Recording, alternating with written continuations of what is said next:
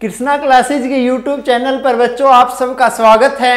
हमारी current affair की जो सीरीज चल रही थी उसमें आज मैं आप लोगों के लिए क्लास लेकर आया हूं। तो देखते हैं सबसे पहले हमारा पहला क्वेश्चन क्या है।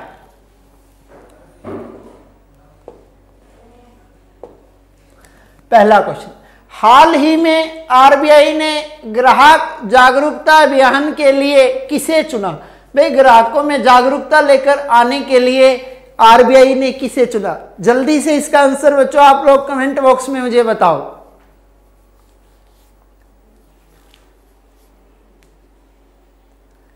देखिए आरबीआई ने ग्राहक जागरूकता अभियान के लिए किसे चुना बच्चों, अमिताभ बच्चन को चुना। किसे चुना भाई, अमिताभ बच्चन को, ताकि ग्राहकों के साथ दिन प्रतिदिन होने वाले फ्रॉडों से ग्राहकों को बचाया जा सके। कई बार आपने देखा कि बैंक से बोल रहा हूं जी आपका एटीएम का नंबर बताओ वरना आपका खाता बंद कर दिया जाएगा। हम एटीएम का नंबर बता देते हैं, खाता वैसे ही बंद हो जाता है, साफ कर देते हैं चोर। तो इसीलिए ग्राहकों को बैंक में जो फ्रॉड हो रहे हैं, जो बाहरी लोगों के द्वारा बैंक कर्मचारियों का नाम लेकर गलत फोन किए जाते हैं, उनसे बचाने के लिए एक अभियान चलाया आरबीआई ने। और उस अभियान के ब्रांड एम्बेसडर किसे बनाया गया, अमिताभ बच्चन को। यह अभियान किसके अंडर में चलाया जा रहा है, आरबीआई के अंडर। आरबीआई जिसकी स्थापना 6 मार्च 1934 के एक्ट के अंतर्गत 6 मार्च 1934 के एक्ट के अंतर्गत कब हुई थी बच्चों, 1 अप्रैल 1935 को। आरबीआई की जो शुरुआत की गई थी वो कितने करोड़ रुपए की अधिकृत पूंजी से की गई थी, 5 करोड़ रुपए की अधिकृत पूंजी से की गई थी। और यह पूंजी 100 रुपए के 5 लाख अंशों में बटी हुई थी। 100 रुपए के कितने अंशों में बटी हुई थी बच्चों, 5 लाख अंशों में बटी हुई थी। क्लियर है। जब आरबीआई की स्थापना की गई 1935 में, तब इसका मुख्यालय कहां पर था, कलकत्ता में। कहां पर था, कलकत्ता में। उसके बाद 1937 में जो आरबीआई का मुख्यालय बनाया गया, वो 1937 में आरबीआई का मुख्यालय कहां पर बनाया गया, मुंबई में। कहां पे बनाया गया, मुंबई में। और आज वर्तमान में भी आरबीआई का मुख्यालय कहां पर है, मुंबई में। क्लियर है बच्चों। इसके अलावा अगर इसमें और बात मैं आपसे करना चाहूं तो आरबीआई के अगर पहले गवर्नर की बात करूं तो आरबीआई के पहले गवर्नर कौन थे, ओसबोर्न स्मिथ। आरबीआई के पहले गवर्नर कौन थे, ओसबोर्न स्मिथ। ये अंग्रेज थे भाई, क्योंकि आप सबको पता है 1947 में भारत स्वतंत्र हुआ। 1935 तक हम यानी अंग्रेजों के अधीन थे उस समय। और पहला भारतीय गवर्नर पूछ ले आरबीआई का तो नाम आता है सर सीडी देशमुख का। किसका नाम आता है, सर सीडी देशमुख का। क्लियर। अगर बात करना चाहूं वर्तमान में आरबीआई के गवर्नर तो नाम आता है शक्तिकांत दास का। शक्तिकांत दास आरबीआई के कौन से गवर्नर है, 25वें गवर्नर है। शक्तिकांत दास से पहले आरबीआई के गवर्नर कौन थे, उर्जित पटेल। अगर बात करना चाहूं तो उर्जित पटेल से पहले कौन थे, रघुराज राजन। क्लियर। डॉक्टर मनमोहन सिंह एकमात्र ऐसे व्यक्ति है जो भारत के प्रधानमंत्री भी रहे और आरबीआई के गवर्नर भी। कई बार ये क्वेश्चन भी आ जाता है, एकमात्र ऐसे प्रधानमंत्री जिनके नोटों पर हस्ताक्षर है, डॉक्टर मनमोहन सिंह। क्लियर। इसके अलावा अगर इसमें और बात करना चाहूं तो भारत का केंद्रीय बैंक कौन सा है, आरबीआई। बैंकों का बैंक कौन सा है, आरबीआई। 2 से लेकर 2000 तक के नोट छापे जाते हैं किसके द्वारा, आरबीआई के द्वारा। आरबीआई के अंतर्गत एक नोट छापने के लिए अलग से विभाग है जिसका नाम है नोट निर्गमन विभाग।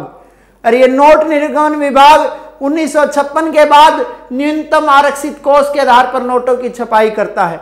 वह न्यूनतम आरक्षित कोष बच्चों जल्दी से कमेंट बॉक्स में मुझे बताओ कि कितना न्यूनतम आरक्षित कोष निर्धारित किया गया आरबीआई के द्वारा।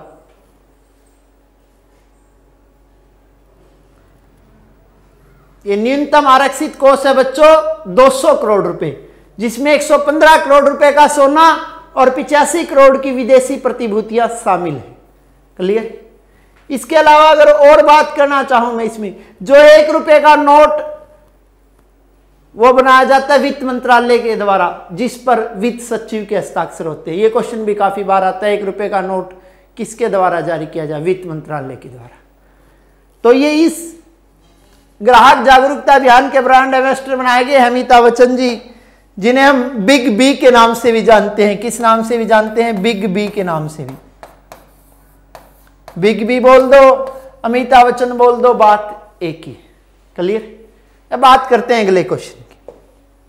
अगला क्वेश्चन, रोहिणी का इसरो ने सफल प्रक्षेपण किया, यह है। रोहिणी के द्वारा जो इस रोहिणी का सफल प्रक्षेपण किया है इसरो ने, तो ये रोहिणी क्या है हमें बताना है बच्चों। कमेंट बॉक्स में जल्दी से आंसर बताओ। ये एक तोप है, एक मिसाइल है, एक रॉकेट है, एक रोबोट है, क्या है?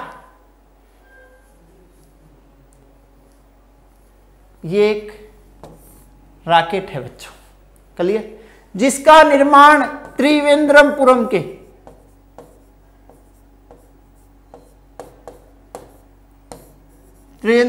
के कौन से केंद्र पर हुआ? विक्रम साराभाई अंतरिक्ष केंद्र। कहां पे हुआ? विक्रम साराभाई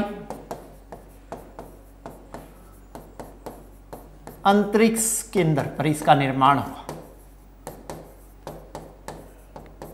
क्लियर। यह स्क्रैम जेट इंजन है, जो कैसी तकनीक से बना है? स्वदेशी तकनीक से निर्मित है। कैसी तकनीक से निर्मित है बच्चों? स्वदेशी तकनीक से है निर्मित है। क्लियर। कहते हैं इस तकनीक से आने से अब अंतरिक्ष के अभियानों में हिंदुस्तान के खर्च में लगभग कितने प्रतिशत की कमी आ जाएगी? 90% की जो खर्च में कमी आ जाएगी। ये एक साउंडिंग रॉकेट है। कैसा रॉकेट है? साउंडिंग रॉकेट है। इसे आप रोहिणी के नाम से भी जान सकते हैं, या इसे आप एक नाम और भी दे सकते हैं। वो नाम क्या है? RH-200।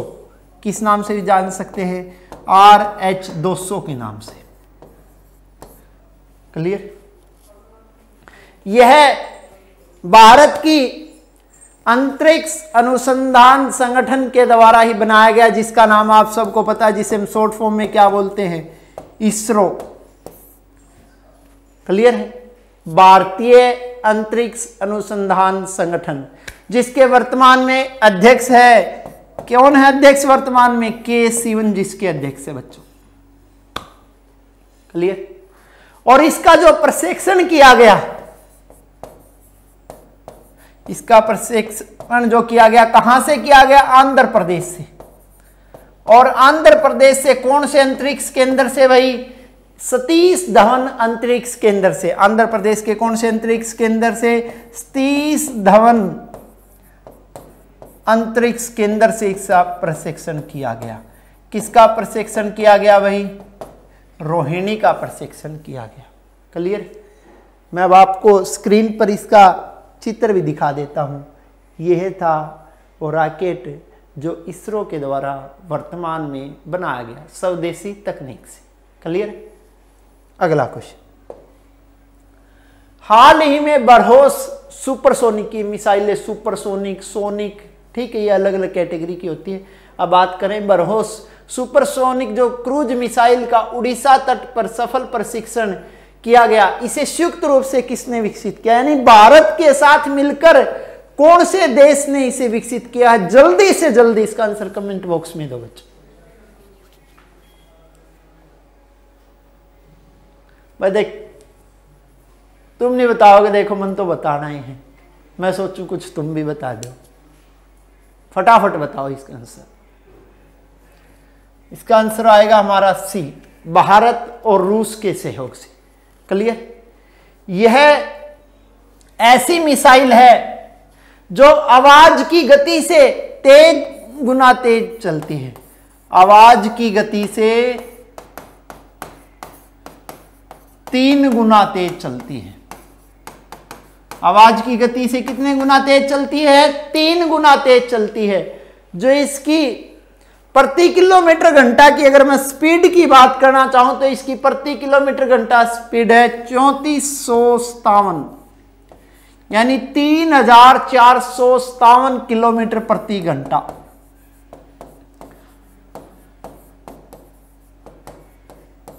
क्लियर। उसके अलावा अगर बात करना चाहूं तो यह सतह से सतह पर मार करने वाली मिसाइल है। सतह से सतह पर मार करने वाली कौन सी मिसाइल है? बरहोस मिसाइल है। क्लियर। इसकी जो मारक क्षमता है, इसकी मारक क्षमता कितने किलोमीटर है बच्चों? 400 किलोमीटर है। इसकी मारक क्षमता कितने किलोमीटर है? 400 किलोमीटर है। और इसे दो देशों के सहयोग से बनाया गया है, भारत और कौन से देश के सहयोग से? रूस। भारत की एक नदी जिसका नाम ब्रह्मपुत्र। क्लियर। और रूस की एक नदी मोस्कावा। यानी भारत की नदी का जो पहला अक्षर बर्मा और मोस्कावा का मोस, यानी बर्मा प्लस मोस से क्या बना है? बरहोस। यानी इस मिसाइल का नाम हिंदुस्तान और रूस की नदियों के पहले शब्दों के नाम पर रखा गया है। और वो पहले शब्द किन दो नदियों के लिए गए हैं? ब्रह्मपुत्र और मोस्कावा के लिए गए। क्लियर। इसमें जो भारत की संस्था लगी हुई थी इस मिसाइल के लिए, कौन सी संस्था लगी हुई थी? DRDO। यानी इस मिसाइल को बनाने में सहयोग देने वाली हिंदुस्तान की संस्था का क्या नाम है? DRDO। जबकि बात करना चाहूं मैं आपके साथ रूस की संस्था का, तो रूस की संस्था कौन सी थी? NPOM। कौन सी थी? NPOM। क्लियर। इसका जो टेस्टिंग की गई, इसकी टेस्टिंग कहां से की गई? ओडिशा से। और ओडिशा में भी कौन सी जगह से भाई? चांदीपुर से। ओडिशा के चांदीपुर से इंटीग्रेटेड टेस्टिंग रेंज से टेस्ट किया गया। कौन सी सुपरसोनिक मिसाइल का? बरहोस सुपरसोनिक मिसाइल का। तो आपको स्क्रीन पर साफ साफ दिखाई दे रहा है कौन सी मिसाइल का चित्र? बरहोस का। ठीक, साफ साफ नीले रंग के अल्फाबेट में इसका नाम भी लिखा हुआ है, बरहोस। तो नेक्स्ट क्वेश्चन। कांग्रेस अध्यक्ष सोनिया गांधी ने कांग्रेस शासित राज्यों के प्रमुखों को केंद्र सरकार के कृषि कानूनों के विरुद्ध भारतीय संविधान के किस अनुच्छेद के तहत अपने अपने राज्यों में कानून पारित करने की सलाह दी है? यानी जो वर्तमान में हिंदुस्तान में कृषि कानून बनाए गए, उन कृषि कानूनों के खिलाफ कांग्रेस की अंतरिम अध्यक्ष सोनिया गांधी ने राज्यों को कहा कि वो अपने यहां कानून लेकर आए। यानी कौन से अनुच्छेद के अंतर्गत कानून लेकर आए? अनुच्छेद 254(2) के अंतर्गत कानून लेके। इन कानूनों के विषय में बताने से पहले मैं आपको बताना चाहूंगा कि कौन सी संस्थाएं और किस प्रकार हिंदुस्तान में कानून बनते हैं। जो संविधान की एक अनुसूची है, अनुसूची 7,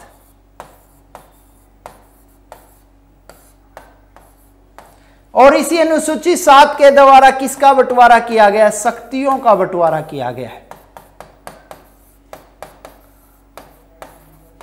और शक्तियों का बंटवारा कितनी सरकारों के बीच किया गया है? 2 सरकार, केंद्र सरकार और राज्य सरकार। क्लियर। सबसे पहले जो शक्तियों का बंटवारा बात करते हैं कितनी प्रकार से किया गया है, इसमें सबसे पहले आती है संघ सूची। संघ सूची वो सूची है जिस पर कानून बनाने का अधिकार केंद्र सरकार को है। पहले इस सूची में 97 विषय थे, आज विषयों की संख्या बढ़कर कितनी होगी? 100 होगी। दूसरी है राज्य सूची। राज्य सूची वो सूची है जिस पर कानून बनाने का अधिकार राज्य सरकार को है। पहले इसमें कितने विषय थे? 66। अब विषयों की संख्या घटकर कितनी होगी? 61। तीसरी है समवर्ती सूची। समवर्ती सूची वो सूची है जिस पर कानून बनाने का अधिकार केंद्र सरकार और राज्य सरकार दोनों को है। यदि दोनों के द्वारा बनाए गए कानून में कोई मतभेद उत्पन्न होता है तो अंतिम फैसला कौन सी सरकार लेगी? केंद्र सरकार, क्योंकि दोनों में बड़ी कौन सी है? केंद्र सरकार। इस सूची में पहले 47 विषय थे, आज विषयों की संख्या बढ़कर कितनी होगी? 52। क्लियर? इसी में आपका कृषि के अंतर्गत कानून बनाने की सलाह दी है सोनिया गांधी जी ने कांग्रेस शासित राज्यों को, यानी कौन से अनुच्छेद के अंतर्गत? 254 का 2 के अंतर्गत। इसके अलावा एक और अवशिष्ट शक्तियां,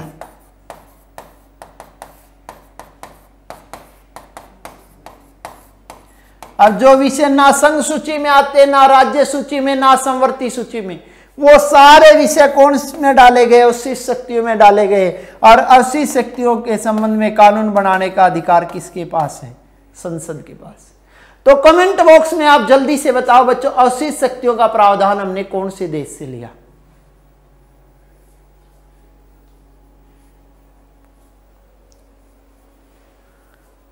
कनाडा से। कहां से लिया बच्चों? कनाडा से। इसके अलावा एक क्वेश्चन और मैं आपसे पूछना चाहूंगा, या समवर्ती सूची का प्रावधान हमने कौन से देश से लिया? ऑस्ट्रेलिया से। कौन से देश से लिया? ऑस्ट्रेलिया से। क्लियर? तो इस कानून के अंतर्गत, इसके अलावा अगर बात करना चाहो अनुच्छेद 352, अनुच्छेद 352 का संबंध है राष्ट्रीय आपातकाल से, 356 का संबंध है राज्य आपातकाल से, 360 का संबंध है वित्तीय आपातकाल से। इन तीनों में से ऐसा कौन सा आपातकाल है जो देश में एक बार भी नहीं लगा है? जल्दी से कमेंट बॉक्स में इसका आंसर बताओ। वित्तीय आपातकाल, जो देश में आज तक एक बार भी नहीं लगाया गया है। इसके बाद अगला क्वेश्चन डिस्कस करते हैं।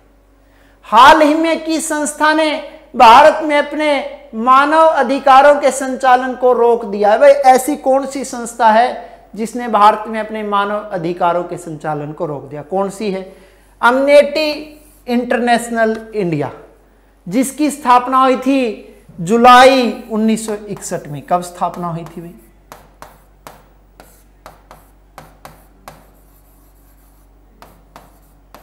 जुलाई 1961 में, जिसका मुख्यालय है लंदन, यूके।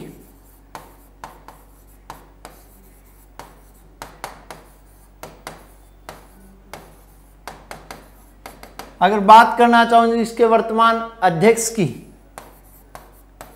वर्तमान अध्यक्ष बोल दो, चेयरमैन बोल दो, इसके मुखिया बोल दो, तो है वो कुमी नायडू।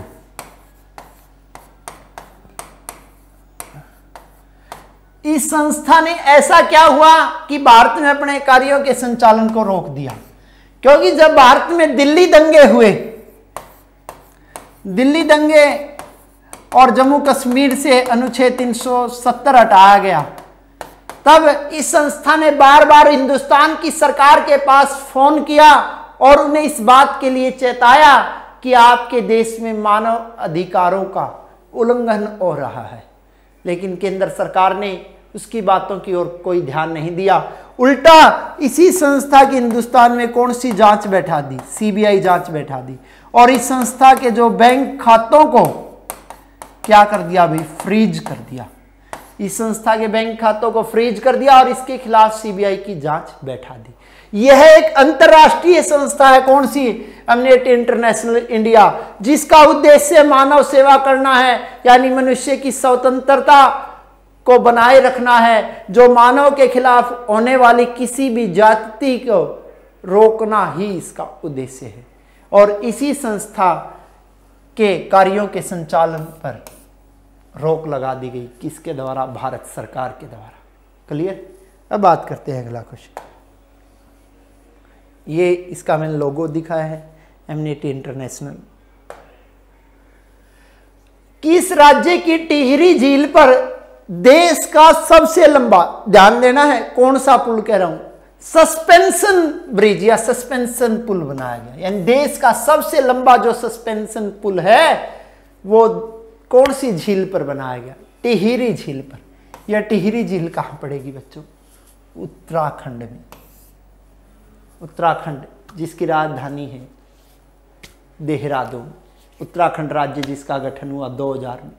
9 तालों के लिए भी काफी फेमस है ये उत्तराखंड। ये सस्पेंशन ब्रिज बनाया गया, कौन सी झील पर बनाया गया बच्चों? टिहरी झील पर बनाया गया। क्लियर? तो इसमें बता देना चाहूं, इस पुल को बनाने में कितना समय लगा?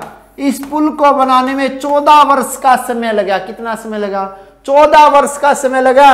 और इस पुल को बनाने में अगर बात करना चाहूं मैं कुल लागत की, इस पुल को बनाने में कुल कितनी लागत आई? 200 करोड़ रुपए की लागत आई। कितनी लागत आई? 270 करोड़ रुपए की लागत आई। इस पुल को बनाने में कितनी लागत आई? 270 करोड़ रुपए की लागत आई। अगर बात करना चाहूं मैं अब आपके साथ इस पुल की लंबाई की, तो इस पुल की जो लंबाई है वो है 725 मीटर। इस पुल की लंबाई कितनी है? 725 मीटर। अगर बात करना चाहूं मैं इस पुल की चौड़ाई की, जो इस पुल की चौड़ाई है वो है मात्र ही 7 मीटर। कितनी है? मात्र 7 मीटर इसकी चौड़ाई है। क्लियर है? और इसका जो सस्पेंशन है वो कितने मीटर पर है? वो है आपका 440 मीटर पर। इस पुल का उद्घाटन किया जाएगा, किसके द्वारा किया जाएगा? हिंदुस्तान के प्रधानमंत्री यानी नरेंद्र दामोदर दास मोदी जी के द्वारा किया जाएगा। अगर इसके अलावा इसमें मैं आपसे और बात करना चाहूं, इस पुल की टेस्टिंग के लिए कहां की टीम आ चुकी है? दक्षिण कोरिया की टीम आ चुकी है। और दक्षिण कोरिया की इंजीनियरों की टीम इस पुल की टेस्टिंग करेगी अब आने वाले कितने दिनों तक? 15 दिनों तक। और जब इसकी टेस्टिंग का काम कंप्लीट हो जाएगा तो उसके बाद प्रधानमंत्री जी के द्वारा इस पुल का उद्घाटन किया जाएगा। यह आपको पुल का दृश्य स्क्रीन पर साफ साफ दिखाई दे रहा है। यह वह सस्पेंशन पुल है जो टिहरी झील पर उत्तराखंड में बनाया गया है। क्लियर? अगला क्वेश्चन, हाल ही में लॉन्च IDE-X4 फौजी किस मंत्रालय की पहल? भाई किस मंत्रालय के अंतर्गत यह लॉन्च की गई? कौन से मंत्रालय के अंतर्गत? रक्षा मंत्रालय के अंतर्गत। किसके अंतर्गत बच्चों? रक्षा मंत्रालय के अंतर्गत। क्लियर? तो IDE-X4G फौजी जो किस मंत्रालय के अधीन बनाई गई? रक्षा मंत्रालय के अधीन बनाई गई। इसका फुल नाम अगर मैं बात करना चाहूं तो फुल नाम है defence India startup, defence India startup challenge 4। Defence India startup challenge 4 ये इसका पूरा नाम है। इसका उद्देश्य जो भारतीय सशस्त्र सैनिक है, जो भारतीय सशस्त्र सैनिक है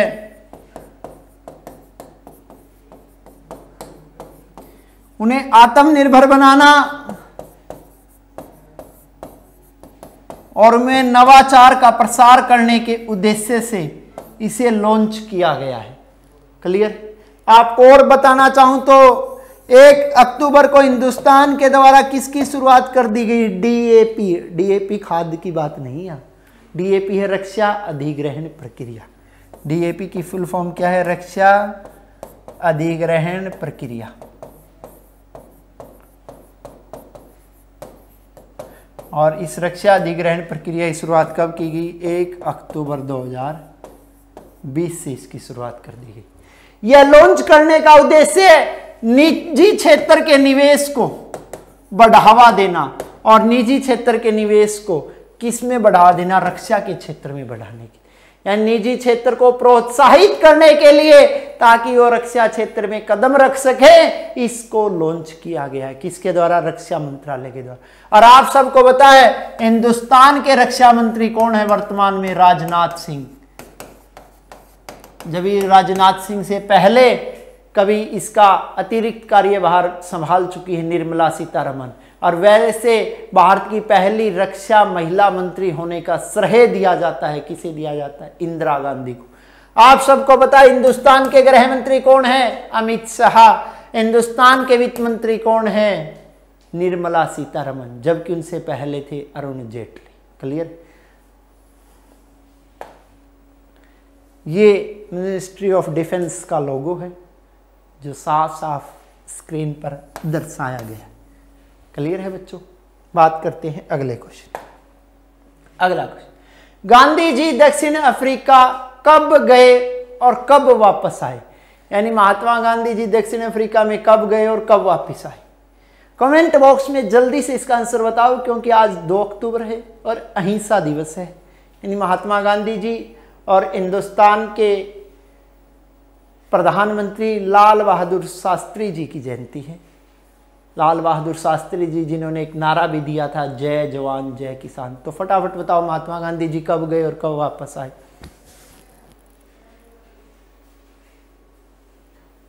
महात्मा गांधी जी गए 1893 में और वापस कब आए? 1915 में।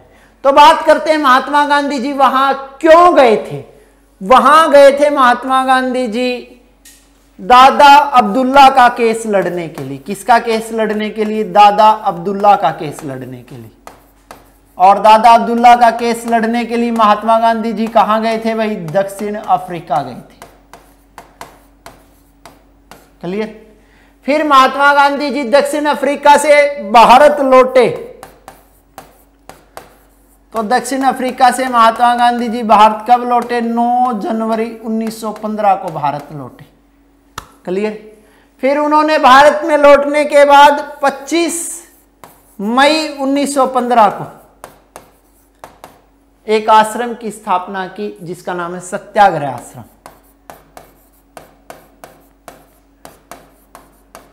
और फिर वो उसी सत्याग्रह आश्रम को कहां पर लेके गए? साबरमती।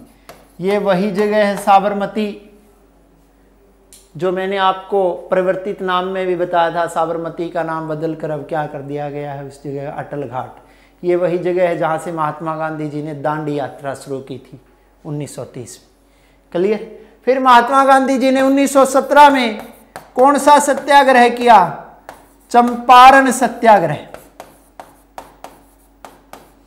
फिर 1918 में महात्मा गांधी जी ने कौन सा सत्याग्रह किया? खेड़ा सत्याग्रह।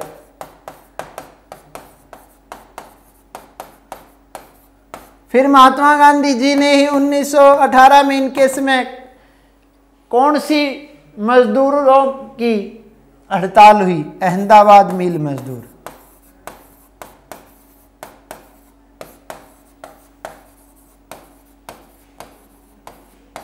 फिर महात्मा गांधी जी ने 1920 में कौन सा आंदोलन चलाया? असहयोग आंदोलन। और यह असहयोग आंदोलन महात्मा जी ने वापस ले लिया था कौन सी घटना के कारण? चोरी चोरा कांड के कारण। फिर 1931 में महात्मा गांधी जी ने कौन सा आंदोलन चलाया? सविनय अवज्ञा आंदोलन। फिर यह आंदोलन भी वापस ले लिया था उन्होंने कौन से समझौते के अंतर्गत? गांधी इरविन समझौते के अंतर्गत। सबसे अब मैं आपसे जानना चाहूंगा, कमेंट बॉक्स में जल्दी से बताओ गांधी इरविन समझौता कब हुआ था?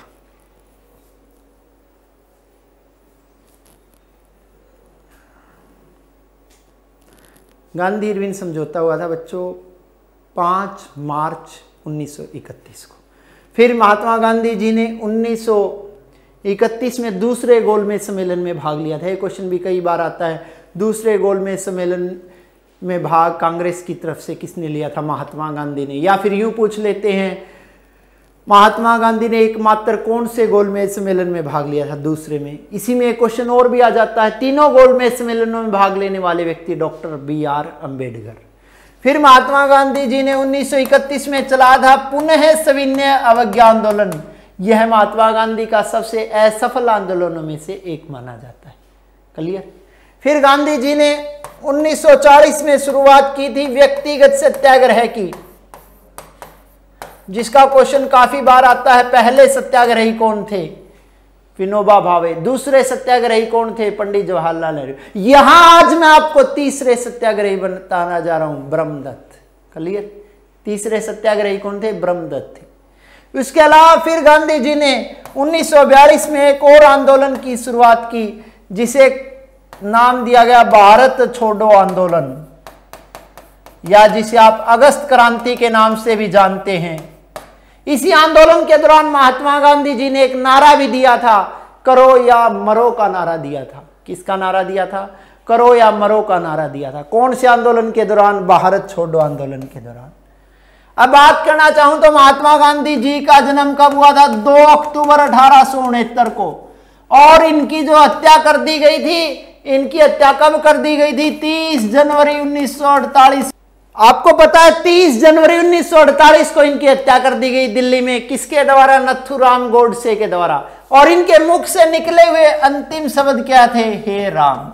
ये क्वेश्चन भी कई बार आता है, महात्मा गांधी जी के मुख से निकले हुए अंतिम शब्द क्या थे? हे राम। और इनकी जो समाधि है वो है दिल्ली में। इनके हत्यारे नथुराम गोडसे को फांसी दी गई थी हरियाणा के अंबाड़ा में। कहां पर फांसी दी गई थी? अंबाड़ा में फांसी दी गई थी। क्लियर? इसके अलावा इनके राजनीति गुरु थे गोपाल कृष्ण गोखले। इसके अलावा अगर आपको मैं एक और बात बताऊं तो हो सकता है बच्चों एक बार आप चकित हो जाओ, ऐसा भी था क्या? मोहम्मद अली जिन्ना के भी गुरु कौन थे? गोपाल कृष्ण गोखले। और महात्मा गांधी जी के भी गुरु कौन थे? गोपाल कृष्ण गोखले। क्लियर? इसके अलावा अगर इसमें मैं आपको और बताना चाहूं तो इनके कुछ उपनाम हैं, जिस तरह इन्हें राष्ट्रपिता जो कहकर संबोधित किया गया है। जो इन्हें राष्ट्रपिता किसके द्वारा कहा गया था? सुभाष चंद्र बोस के द्वारा। इन्हें बापू कहा गया था। इन्हें बापू कहकर संबोधित किसने किया था? सरोजिनी नायडू ने। अगर इसके अलावा बात करो, इन्हें महात्मा कहकर संबोधित किया था रविंद्रनाथ टैगोर ने। महात्मा कहकर किसने संबोधित किया था? रविंद्रनाथ टैगोर ने। अगर बात करना चाहूं, इन्हें जो मंगल बाबा कहा था, इन्हें मंगल बाबा कहकर संबोधित किसने किया था भाई? खान अब्दुल गफ्फार खान ने।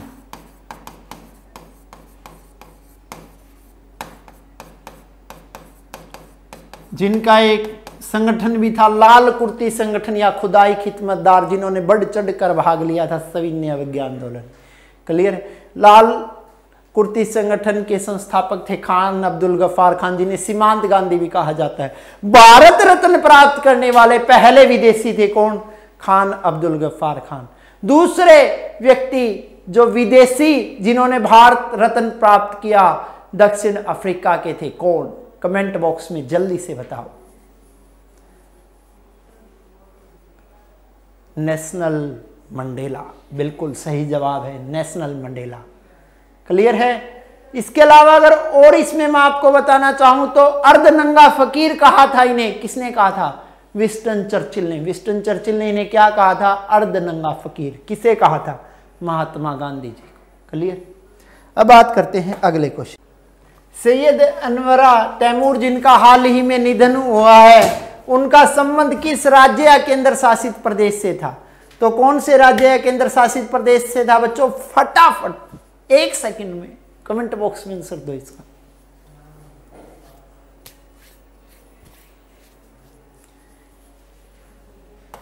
कौन से राज्य से संबंध था? असम से। क्लियर? बात करना चाहूं सैयद अनवरा जी के जन्म की, तो इनका जन्म हुआ था 24 नवंबर, मैंने अक्टूबर बोल दिया गलती से, 24 नवंबर 1936 को इनका जन्म हुआ था। जो इनकी मृत्यु है वो अक्टूबर में हुई है। और इनकी मृत्यु कितने अक्टूबर को हुई वो भी फिर गलत बोल दिया बच्चों, 28 सितंबर को।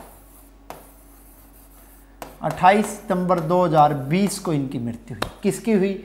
सैयद अनवरा तैमूर की मृत्यु हुई। ये कौन से राज्य की मुख्यमंत्री रही है? ये असम की मुख्यमंत्री रही है। इनका संबंध कांग्रेस पार्टी से है। कांग्रेस पार्टी की ये नेत्री भी रही है। और इनका मुख्यमंत्री पद पर जो कार्यकाल था वो था 6 दिसंबर 1980 से लेकर 30 जून 1981, यानी 6 दिसंबर 1980 से लेकर 30 जून 1981 तक ये मुख्यमंत्री रही। कहां की? असम की। लेकिन इसमें जो इंपॉर्टेंट बात है वो क्या है देखिए, पहली मुस्लिम महिला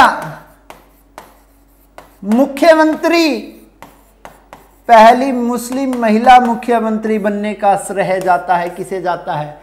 सैयद अनवरा तैमूर को जाता है। वैसे पहली महिला मुख्यमंत्री बनने का श्रेय किसे दिया जाता है? सुचेता कृपलानी को, जो कहां की मुख्यमंत्री बनी थी? उत्तर प्रदेश की। अगर महिलाओं की बात चल रही पड़ी है तो आज लगे आज 2-4 प्रश्न और बता देता हूं। पहली महिला राज्यपाल बनने का श्रेय किसे दिया जाता है? सरोजिनी नायडू को। कहां की राज्यपाल बनी थी? यूपी की। इसके अलावा अगर और बात करना चाहूं तो पहली लोकसभा अध्यक्ष बनने का श्रेय किसे दिया जाता है? मीरा कुमार को। क्लियर। इसके अलावा अगर और बात करना चाहूं तो पहली महिला प्रधानमंत्री बनने का श्रेय किसे दिया जाता है? इंदिरा गांधी को। आरबीआई का गवर्नर, भारत की मुख्य चुनाव आयुक्त और उपराष्ट्रपति, ये पद आज तक महिलाओं से अछूते हैं, यानी कोई भी महिला नहीं बन पाई है। और ना ही कोई भी महिला आज तक सुप्रीम कोर्ट की मुख्य जज बन पाई है। जबकि सुप्रीम कोर्ट की अन्य जज बनने वाली पहली महिला थी मीरा साहिब फातिमा बीबी। जबकि हाई कोर्ट की मुख्य जज बनने वाली पहली महिला थी लीला सेठ। हाई कोर्ट की अन्य जज बनने वाली पहली महिला थी अन्ना चांडे। क्लियर है बच्चों? तो ये पहली मुस्लिम महिला मुख्यमंत्री थी जिनका अभी हाल ही में निधन हुआ है। क्लियर है? अगला क्वेश्चन, ये इनका चित्र है स्क्रीन पर जो दर्शाया गया है आप लोगों के सामने, ताकि आपके माइंड में इसकी एक इमेज बन जाए। निम्नलिखित महिलाओं में से किसे क्रिकेट कंट्रोल बोर्ड के महिला क्रिकेटर के राष्ट्रीय चयन समिति का अध्यक्ष नियुक्त किया गया? किसे नियुक्त किया गया? जल्दी से कमेंट बॉक्स में इसका आंसर दो। किसे किया गया बच्चों? नीतू डेविड को किया गया। भारतीय क्रिकेट कंट्रोल बोर्ड, जिसे हम शॉर्ट फॉर्म में बोलते हैं बीसीसीआई, यानी cricket control board of India, जिसे हम शॉर्ट फॉर्म में क्या बोलते हैं? बीसीसीआई। क्लियर? जिसकी स्थापना कब हुई थी? 1928 में। जिसका मुख्यालय कहां पर है? मुंबई में, 7 टापुओं का शहर मुंबई। जिसके वर्तमान में बीसीसीआई के अगर अध्यक्ष की बात करना चाहूं तो बीसीसीआई के अध्यक्ष कौन हैं? सौरभ गांगुली, जिन्हें बंगाल का टाइगर कहा जाता है। अगर बात करना चाहूं यहां की उपाध्यक्ष की तो उपाध्यक्ष है कौन है बच्चों? कमेंट बॉक्स में जल्दी से बताओ। महिम वर्मा। अगर बात करना चाहूं मैं यहां सचिव की तो सचिव है जय साहा, अमित शाह की लड़की। इसके अलावा जो पुरुष क्रिकेट टीम है उसके कोच हैं रवि शास्त्री। क्लियर? पुरुष क्रिकेट टीम के कोच कौन है? रवि शास्त्री। महिला क्रिकेट टीम के अगर कोच की बात करना चाहूं तो महिला क्रिकेट टीम की कोच कौन है? ओकेरी वेंकट रमन। बोकेरी वेंकट रमन। क्लियर है बच्चों? इसके अलावा अगर और बात करना चाहूं तो इंटरनेशनल लेवल पर जो क्रिकेट करवाने वाली संस्था कौन सी है? आईसीसी, जिसकी स्थापना हुई थी 15 जून 1919 को। जिसका मुख्यालय कहां पर है? दुबई में। और इसके अध्यक्ष कौन है? शशांक मनोहर।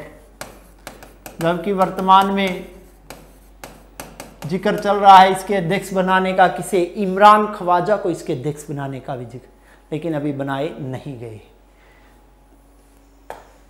ये नीतू डेविड जी का दृश्य है। तो बच्चों आज हमारी टेस्ट करंट की जो टेस्ट सीरीज की ये क्लास यहीं पर कंप्लीट होती है। धन्यवाद। शुभ रात्रि।